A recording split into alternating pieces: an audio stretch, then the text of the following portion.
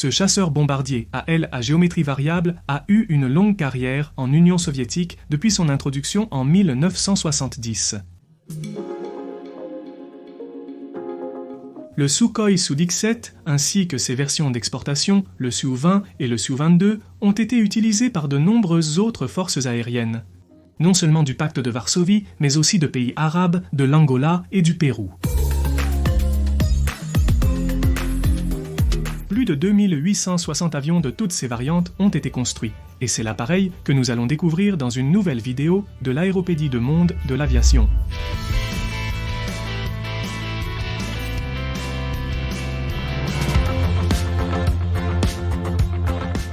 Peu de temps après la mise en service du chasseur-bombardier Sukhoi-7, le bureau d'études Sukhoi a reçu l'ordre de développer un programme de modernisation en profondeur pour cet avion.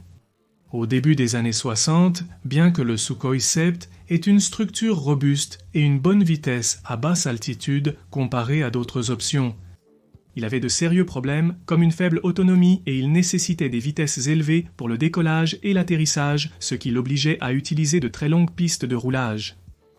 Pour la mise à niveau de ce nouvel appareil, le concept d'aile à géométrie variable a été adopté, une idée qui attirait de plus en plus l'attention à cette époque.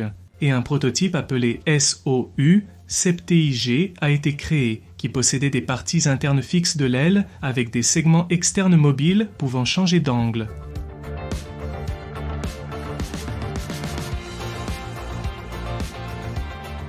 Les essais en vol ont révélé que la nouvelle configuration améliorait à la fois les caractéristiques de décollage et d'atterrissage, ainsi que l'autonomie et l'endurance de l'appareil. La conception du SOU-7IG a été encore modifiée, avec finalement suffisamment de différences pour justifier l'attribution d'une désignation interne au prototype. Avion de série 32 qui a volé pour la première fois le 1er juillet 1969. 2 prototypes de pré-production ont été construits et le premier modèle de production fut le Su-17M, avec un moteur à réaction et une avionique plus avancée. Et il avait également un réservoir supplémentaire dans le fuselage pour pouvoir emporter plus de carburant et augmenter son rayon d'action à cette époque. Une version modifiée et simplifiée a aussi été créée, comme toujours, pour l'export à l'international. Désigné sous le nom de Su-20, le Su-17 était propulsé par un moteur Lyulka AL 7F1, modifié avec une poussée améliorée en post-combustion par rapport au Su-7, car c'était le même moteur.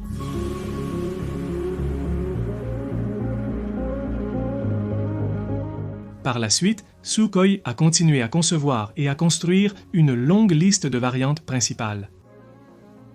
Les versions soviétiques continueraient à porter le nom de Su-17, tandis que les équivalents plus modernes destinés à l'exportation recevaient le nouveau nom de Su-22. Environ 3000 unités du Su-17 et des dérivés ont été fabriqués entre 1966 et la fin de leur production en 1991, avec un total de 2867 unités produites.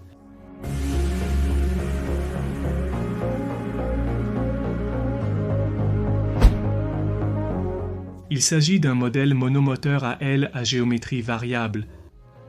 Il a un poids maximal au décollage de 16 tonnes et une portée en combat de 1150 km avec les réservoirs de carburant internes. Sa vitesse maximale est de 1860 km/h et il dispose de 10 points d'ancrage pour transporter jusqu'à 4000 kg d'armement. Et il possède également un canon interne de 30 mm avec 80 projectiles.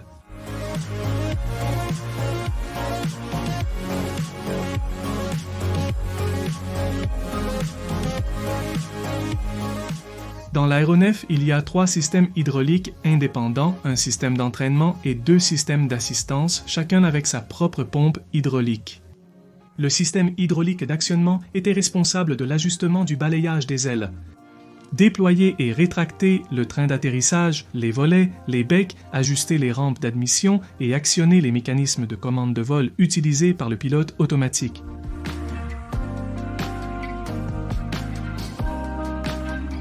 L'angle de flèche des ailes peut être réglé entre 30 degrés et 63 degrés.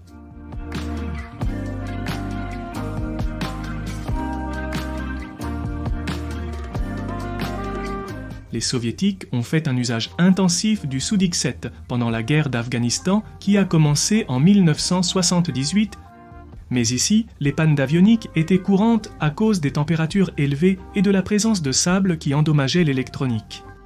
Les Su-17 de la première série de production ont alors été remplacés par les versions modifiées Su-17, M3 et M4 avec de meilleures capacités pour ces scénarios.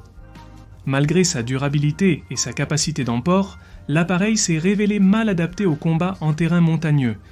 En raison des vitesses d'attaque élevées, de la faible maniabilité et de la nécessité de rester hors de portée de l'artillerie anti-aérienne en raison du manque de protection blindée, contrairement au Su-25,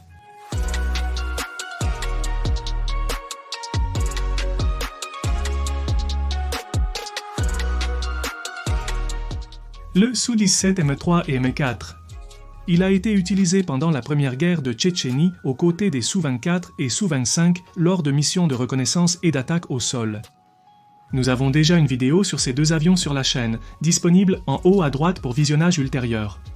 Ils ont également été présents dans des conflits comme la Libye en 81, l'Angola en 82, en Irak en 80 et en 91, ainsi qu'en Syrie, le Yémen et le conflit du Cénépa en 1995. Ceux-ci ont été utilisés par le Pérou, qui a été le seul pays d'Ibéro-Amérique à les acquérir lorsqu'il les a achetés. 36 Su-22, puis 16 appareils supplémentaires Su-22M. Ce furent les premiers avions à aile à géométrie variable en Amérique du Sud.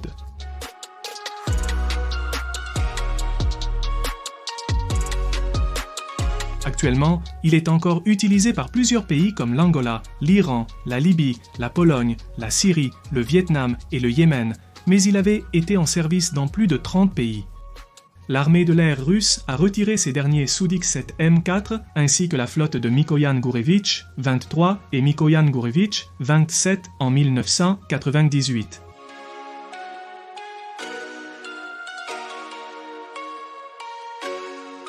J'espère que cela vous a plu. À une prochaine vidéo de l'Aéropédie du monde de l'aviation.